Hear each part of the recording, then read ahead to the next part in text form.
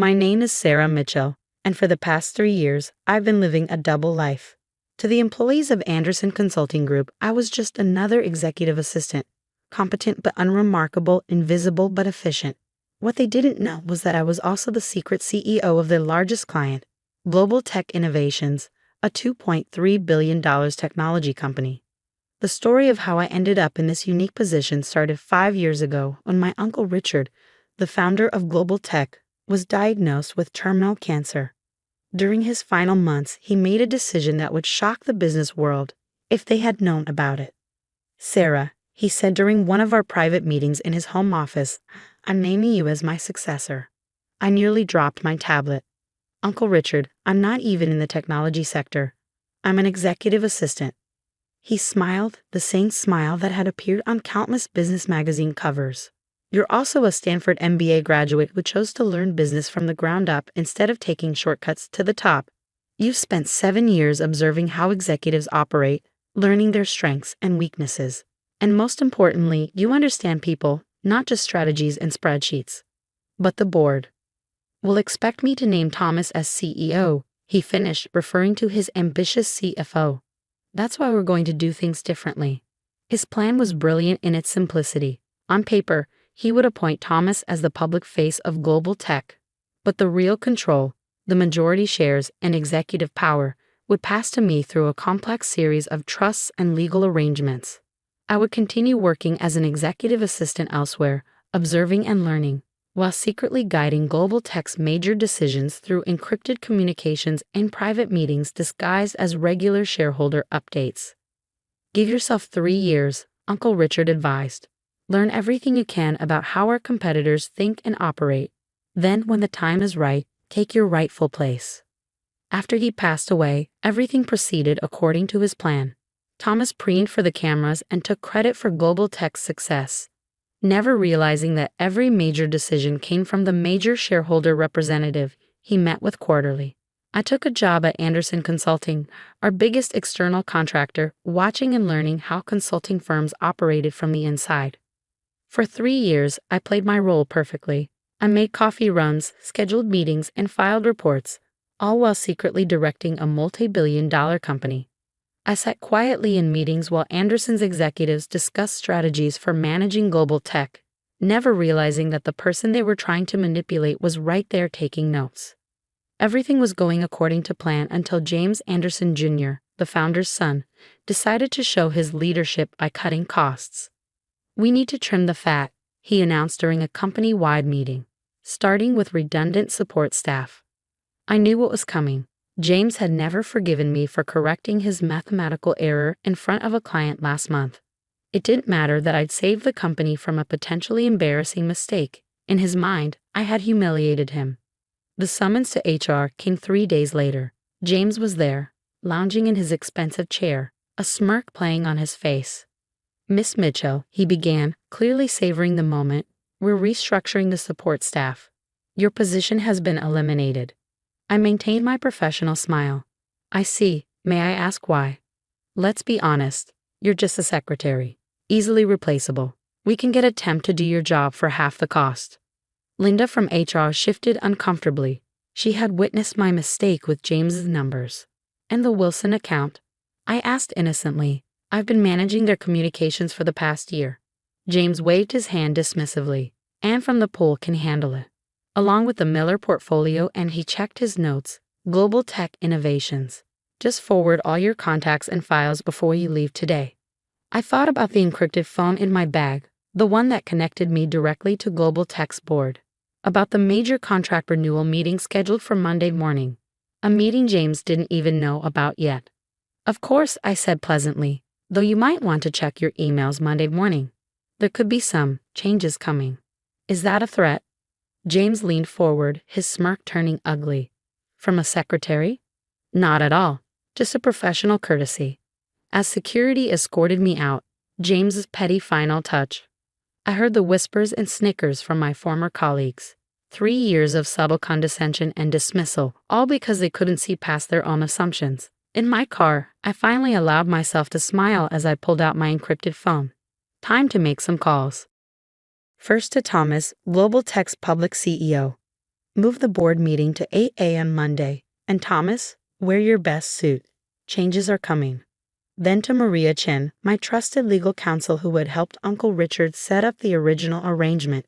It's time. Prepare the announcement. Finally to Marcus Wong, Global Tech's head of communications. Remember that contingency press release we prepared. Update it and be ready for Monday morning. That weekend was surreal. While my former colleagues at Anderson probably imagined me crying over my lost job, I was in a series of high-level meetings, finalizing the details of my emergence as Global Tech's true CEO. The timing is perfect, Maria noted during our Sunday strategy session. Anderson's contract is up for renewal, and after reviewing their recent work, it should have been reviewed months ago, I finished. They've been overcharging us by millions while delivering subpar results. I've documented everything. Marcus looked up from his notes. The press will have a field day with this.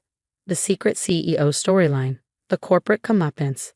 How do you want to play it? I thought about James's smirk, about 3 years of being underestimated and dismissed. Let's keep it professional. This isn't about revenge, it's about good business.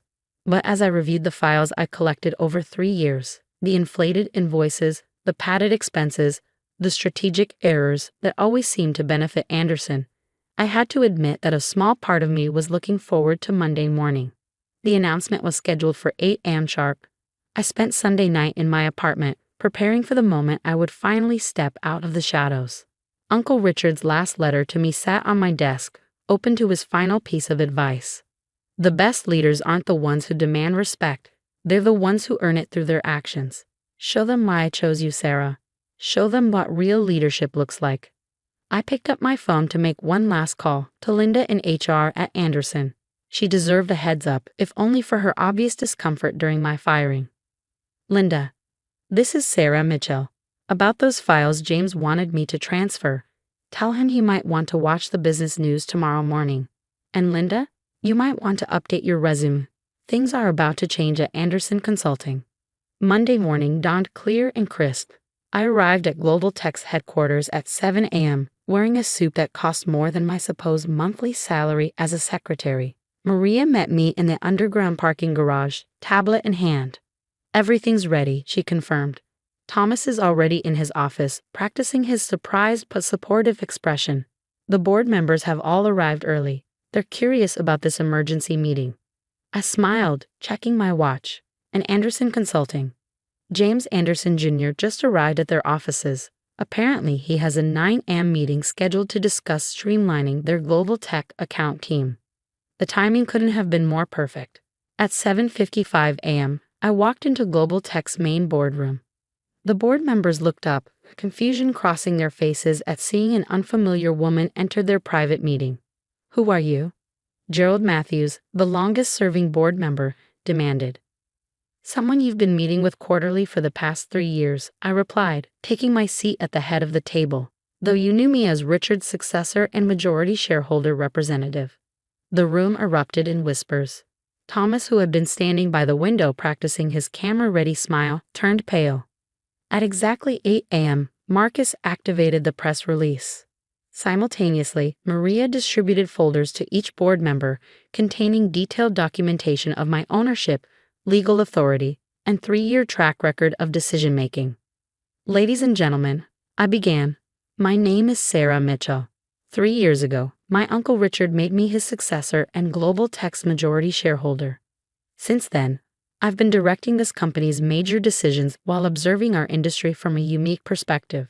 Today, I'm stepping into my role publicly as CEO. The next 30 minutes were intense. Questions flew, documents were scrutinized, lawyers were called. But Uncle Richard's arrangements were ironclad, and my track record spoke for itself. Under my hidden leadership, Global Tech's value had increased by 45%. At 8:45 a.m., we moved to our first order of business. As my first public act as CEO, I announced, I'm terminating our contract with Anderson Consulting Group, effective immediately. The recent performance review, which you'll find in your packets, shows systematic overcharging, strategic incompetence, and a pattern of attempted manipulation that ends today. I nodded to Marcus, who displayed the morning's business news headlines on the main screen. Global TCH Innovations Revals CEO. Richard CHN's NEC emerges as TCH Giants Heidegin LEADA. Anderson Kilman Siwa Tlainji, the OC's $50 million contrasty and mag LEAD Aorstella REVLH on. At 8:55 a.m., my phone buzzed. A text from Linda at Anderson. OMG, James just saw the news. He's completely lost it. I could imagine the scene unfolding at Anderson Consulting. James preparing for his 9 a.m. meeting, suddenly discovering that the easily replaceable secretary he'd fired was actually the CEO of his biggest client, the same client whose contract he just lost. By 10 a.m., Anderson's stock had dropped 17%. By noon, their board had called an emergency meeting. By 2 p.m., James Anderson Jr. had been asked to take an indefinite leave of absence. But I wasn't focused on Anderson's implosion. I spent that day meeting with Global Tech's employees, department by department, explaining my vision for the company's future. The initial shock of my revelation quickly turned to excitement as people realized what this meant. Their CEO had spent 3 years in the trenches, understanding their challenges firsthand. You really made coffee runs and filed reports, one junior developer asked during the IT department meeting. And took notes, scheduled meetings, and fixed printer jams, I confirmed. I believe you can't lead effectively unless you understand every level of your organization. The press coverage was intense. Business magazines scrambled to tell the story of the undercover CEO who had learned her company's business from the ground up. Women's business forums celebrated my unconventional path to leadership. Even my critics had to admit that the strategy had been brilliant. What better way to understand your industry than to work unnoticed inside one of your major contractors? 1 week after my revelation, I received an unexpected visitor. Linda from Anderson's HR department came to my office, clutching a folder. I've been going through the personnel files, she said. The pattern of dismissals under James, it wasn't just you. Dozens of competent people, mostly women and minorities, pushed out because they didn't fit his image of success.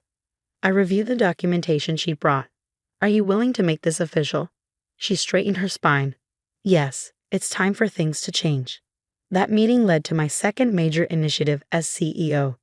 Global Tech established a partnership program for small, diverse-owned consulting firms, specifically targeting those started by former Anderson employees who had been unfairly dismissed. Within 6 months, we had a more effective, innovative, and diverse consulting network than Anderson had ever provided, at half the cost. Thomas adapted surprisingly well to his reduced role, especially after I acknowledged his public relations skills and made him our chief brand officer. You're much better at being the face of Global Tech than I am, I told him. I prefer focusing on strategy and operations. 1 year later, Global Tech's value had increased another 30%. Anderson Consulting, meanwhile, had undergone a complete restructuring. James never returned from his leave of absence, and the company's new leadership had implemented strict ethical guidelines and diversity initiatives, though they never regained their position with Global Tech. The secret CEO story became a business school case study. I was asked to give lectures about my unconventional path to leadership, about the value of understanding every level of your organization, about the dangers of underestimating people based on their titles. The best view of a company isn't always from the top, I told a graduating class at Stanford Business School. Sometimes you need to step out of the corner office and see how things work on the ground. Uncle Richard's portrait now hangs in our headquarters lobby. Below it is his favorite quote, "True leadership isn't about titles or corner offices, it's about understanding, empathy, and the courage to do things differently." Last month, I hired a new executive assistant. She's brilliant with degrees in both business and computer science. During her interview, she asked why I was hiring someone so overqualified for an assistant role. I smiled, thinking about my own journey. Let's just say I have a different perspective on the potential of executive assistants. Tell me, where do you see yourself in 5 years? The business world had learned its lesson about underestimating just a secretary.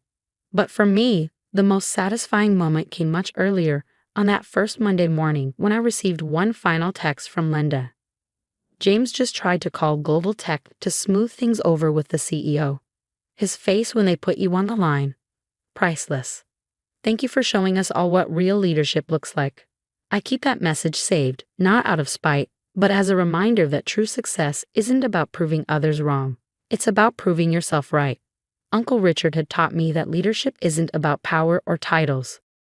It's about understanding, empathy, and the courage to see potential where others see only prejudices.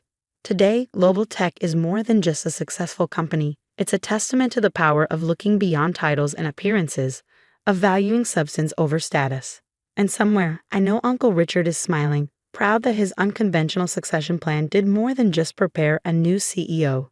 It helped transform an entire industry's understanding of what leadership truly means.